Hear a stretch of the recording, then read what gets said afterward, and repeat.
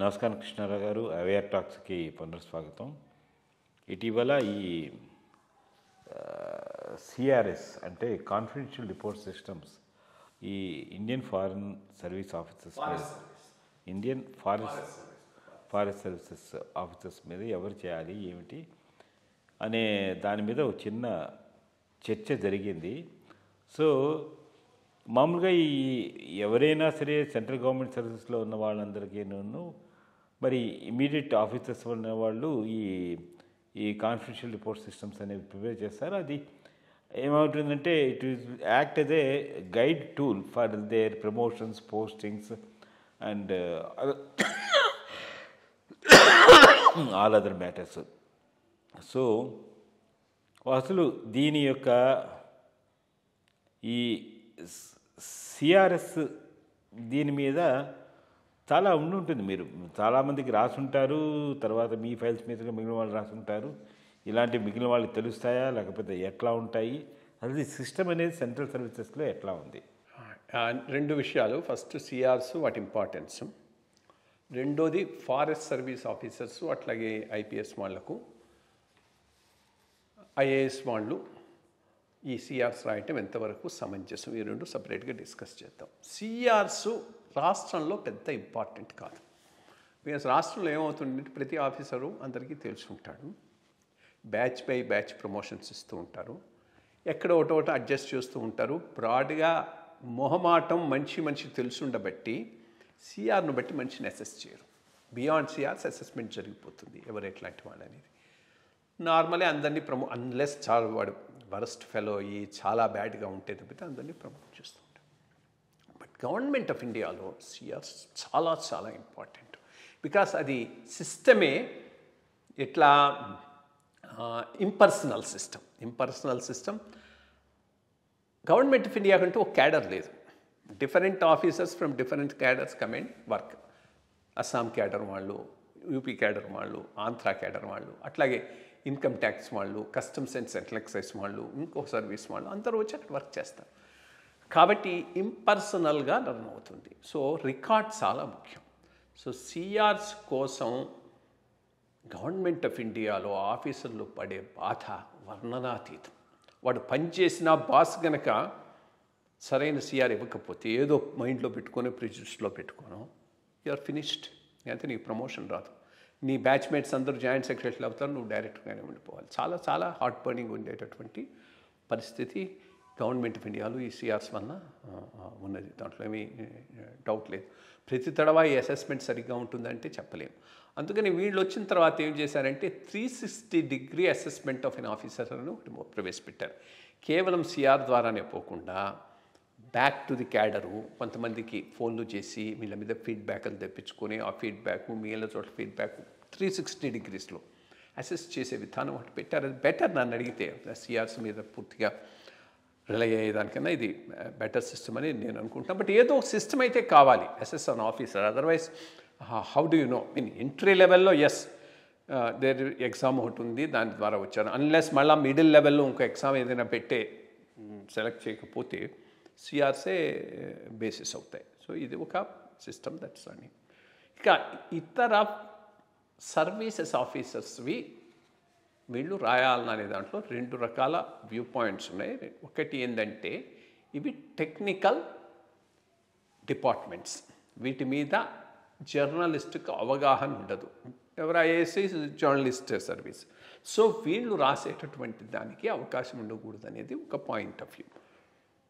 రెండోది ఏంటంటే అన్ని చోట్ల రాయరు. యాక్చువల్గా ప్రతి ఐఏఎస్ ఆఫీసరు ఫారెస్ట్ ఆఫీసర్లది కానీ ఐపీఎస్ వాళ్ళది కానీ రాసేది. డిస్ట్రిక్ట్ కలెక్టర్గా ఉన్నప్పుడు కోఆర్డినేషన్ రెస్పాన్సిబిలిటీస్ కలెక్టర్ మీద ఉంటాయి బిట్వీన్ ఆల్ దీస్ డిపార్ట్మెంట్స్. అది ఫారెస్ట్ కానీ, పోలీస్ కానీ, కోఆపరేషన్ కానీ, ఇది కానీ అది కానీ. సో ఈ కోఆర్డినేషన్లో ఎట్లా పనిచేస్తున్నారు యాజ్ ఎ టీమ్ అనే దానికి అసెస్ చేసే బాధ్యత మాత్రం కలెక్టర్ మీదే ఉంటుంది. అక్కడితో ఆగిపోదు. ఆయన ఇనిషియేట్ చేస్తే దాన్ని మళ్ళా కన్సర్వేటర్ ఆఫ్ ఫారెస్ట్ రాస్తాడు, ప్రిన్సిపల్ కన్సర్వేటర్ ఆఫ్ ఫారెస్ట్ రాస్తాడు, దాని ద్వారా వెళ్తుంది. సో అంతవరకు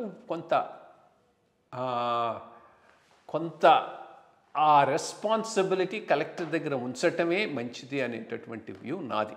ఇన్ఫ్యాక్ట్ నాకు ప్రాబ్లం ఏంటంటే కోర్స్ నేను కొంత చైల్డిష్గా ఉండేవాడిని. అప్పుడు చైల్డిష్ అంటే ఇమ్మెచ్యూర్ అనొచ్చు. ఐ మీన్ జస్ట్ యంగ్గా when you become a collector చాలా పవర్స్ నీకు ఉన్నాయనుకుంటూ ఉంటాం.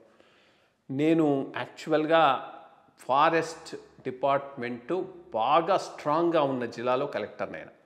ఖమ్మం 10 మంది డిఎఫ్ఓలు ఉండేవాడు. అక్కడనే ఒక కన్సర్వేటర్ ఆఫ్ ఫారెస్ట్ ఉండేవాడు. యాక్చువల్లీ వాళ్ళ ఇది వాళ్ళకు ఉండేది. సో కాన్ఫ్లిక్ట్ వచ్చింది రెవెన్యూకు ఫారెస్ట్కు మధ్య. కాన్ఫ్లిక్ట్ వస్తే నేను కాస్త గట్టిగానే డీల్ చేశాను. కొంత ఐ థింక్ అక్కడ నేను డీల్ చేసింది కరెక్ట్ కాదు అని ఇన్ రిట్రాస్పెక్టివ్ ఇప్పుడు నాకు I can realise it. Not the right way of going about it.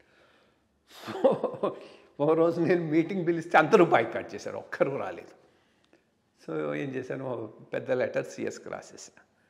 So మళ్ళీ సిఎస్ నుంచి ప్రిన్సిపల్ సిసిఎఫ్ నుంచి సిసిఎఫ్కి ఏమొచ్చిందో ఆయన రోజు సార్ మిమ్మల్ని వచ్చి కలవాలి, వచ్చుతానని అన్నాడు. రాండి దాన్ని అది ఇంకో తడవ జరగకుండా నేను చూసుకుంటాను దిస్ అన్న. But one thing is there was నా సైడ్ నుంచి ఫాల్ట్ కూడా ఉంది, అక్కడ చాలా ఫాల్ట్ ఉంది.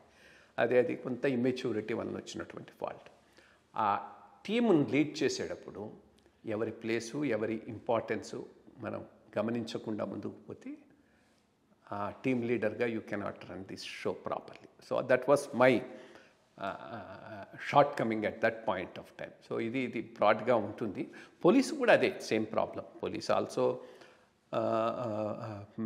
పెద్దగా ఎందుకు వీళ్ళు రాయాలనేటటువంటిది ఒకటి ఉంది. అంటే బట్ లా అండ్ ఆర్డర్కు overall responsibility district magistrate as per the act. So అక్కడ వస్తుంది. బట్ డిస్ట్రిక్ట్ మ్యాజిస్ట్రేటు ఇది నామినల్, మోస్ట్లీ పోలీసు చేస్తుంటారు. బట్ ఒకటి ఇప్పటికి మెచ్యూరిటీ లెవెల్ బాగా వచ్చేసింది ఆఫీసర్లకు. ఆఫీసర్లకు వచ్చిన మెచ్యూరిటీ లెవెల్ ఏంటి అంటే నువ్వు కాదు నేను కాదు ఇంపార్టెంట్ ఎవరైనా ఉన్నా అంటే పాలిటీషియన్, లోకల్ మినిస్టర్.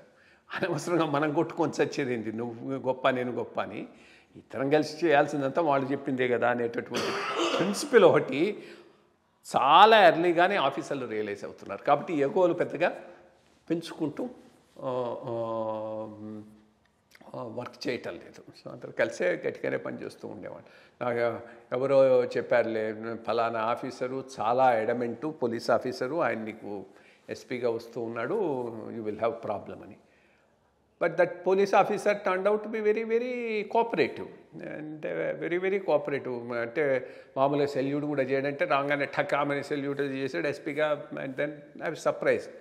2 నెలలు అయిన తర్వాత అడిగా, ఏమయ్యా నీ మీద ఇట్లా నాకు చాలామంది చెప్పారు, నువ్వేమో ఇట్లా ఉన్నావు ఏంటంటే ఒక నవ్వు నవ్వి, అది ఎప్పుడో నేను ఏఎస్పీగా ఉన్నప్పుడు అట్లా చేస్తూ ఉండేవాడిని. ఆ పైన తెలిసి వచ్చింది సిస్టంలో ఎట్లా మనం అడ్జస్ట్ కావాలి, ఎట్లా టీమ్గా వర్క్ చేయాలని. So this no issues, whatever you say and reasonable, I'm with you, we go together అని చెప్పడం జరిగింది. So these are at individual levels. We also realise as we grow in the service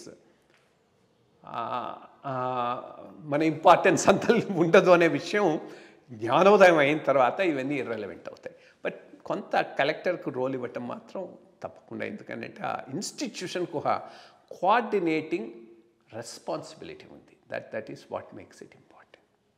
ఇప్పుడు చిన్న doubt, CRS reports ఇచ్చేటప్పుడు అది దాని yearly basis ఉంటుందా అండి, లేకపోతే వాళ్ళ సర్వీస్ బట్టి ఉంటుందా? అంటే కలెక్టర్గా కొత్తగా ఫిబ్రవరిలో వెళ్ళి ఉండొచ్చు, మార్చిలో ఉండొచ్చు. మార్చి 31st ఇచ్చేటట్టయితే ఆయనకి ఎంత అవగాహన ఉంటుంది? 1 year